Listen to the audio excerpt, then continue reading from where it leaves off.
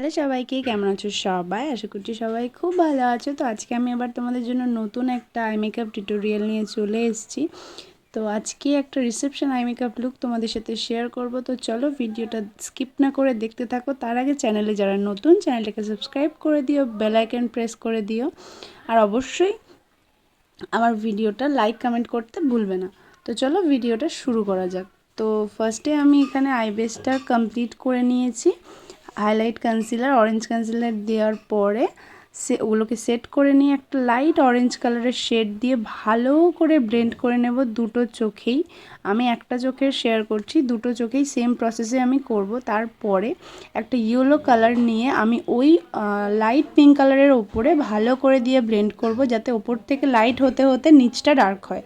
তো ওপরটা ইয়েলো কালারটা দিয়ে ভালো করে আমি ব্লেন্ড করছি। সবসময় আই মেকআপের ক্ষেত্রে লাইট থেকে ডার্ক হবে ওপরে, আর নিচে ডার্ক থেকে লাইট, মানে ওয়াটার লাইনের নিচে। তো দেখো ভালো করে ব্লেন্ড আমার হয়েই কিন্তু গেছে। আমি দুটো কালারকে মিক্স করে দিয়েছি।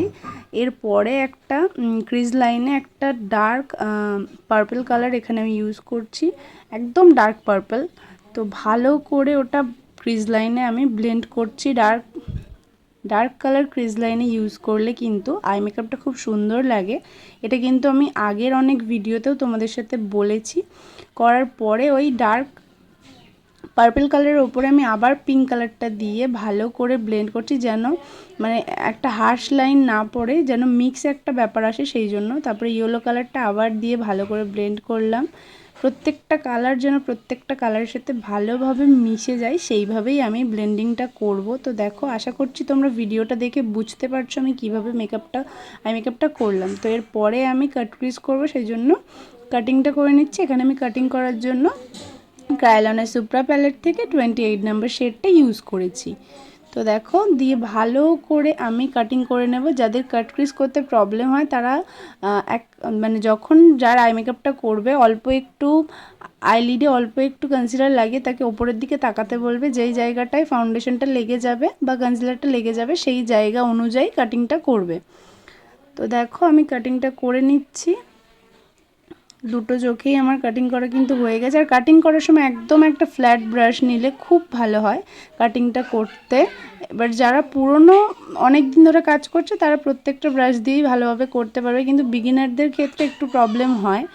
তো এরপরে আমি পার্পল কালারটা পার্পল কালার আর ব্লু কালার মিক্স করে দুই কর্নারে অ্যাপ্লাই করেছিলাম। তারপরে অতটা ভালো লাগবে না বলে আবার আমি গোল্ডেনটা দিয়েছি ইনার কর্নারের দিকে, আর আউটার কর্নারের দিকে আমি পার্পল আর ব্লু দুটো কালারকে একসাথে মিক্স করে এখানে অ্যাপ্লাই করছি। যে পার্পল কালারটা আমি ক্রিজ লাইনে ইউজ করেছিলাম সেই পার্পল কালারটাই এখানে ইউজ করব। তারপরে একটা পিটি অলসেটের প্যালেট থেকে একটা গোল্ডেন শিমার নিয়ে ভালো করে দুইটো চোখেই ব্লেন্ড করে অ্যাপ্লাই করে দিলাম। দেওয়ার পরে এখানে ডিল্যান্সির গ্লিটার প্যালেট থেকে দিদির যে শাড়ির কালার ছিল সেই কালার অনুযায়ী গ্লিটার হাফ হাফ করে দিয়ে নিলাম।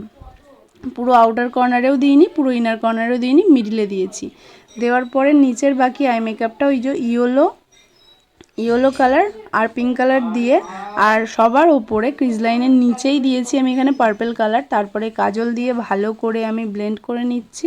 চোখের ওপরে যে কালারগুলো ইউজ করব সেম কালারগুলো আমি ওয়াটার লাইনের নিচে ইউজ করব। ফার্স্টে এখানে কাজল অ্যাপ্লাই করব, করে সেটা ব্লেন্ড করব ডার্ক পার্পল কালার দিয়ে। তার নিচে আমি ইউজ করব পিঙ্ক কালার, তার নিচে ইয়েলো কালার। তো তারপরে ফুল আই মেকআপটা কমপ্লিট করে নিয়েছি। লাইনার আর ল্যাশ পরানোটা আমি ভিডিওতে দেখাইনি। তো এই হচ্ছে আমার full eye makeup look. Eye makeup লুকটা কেমন লাগলো অবশ্যই কমেন্টে জানিও। আর ফুল মেকআপ লুকের ভিডিওটাও আমি খুব তাড়াতাড়ি আপলোড করব। তো চলো দেখা হচ্ছে পরের ভিডিওটা ভালো লাগলে লাইক কমেন্ট শেয়ার করে দিও।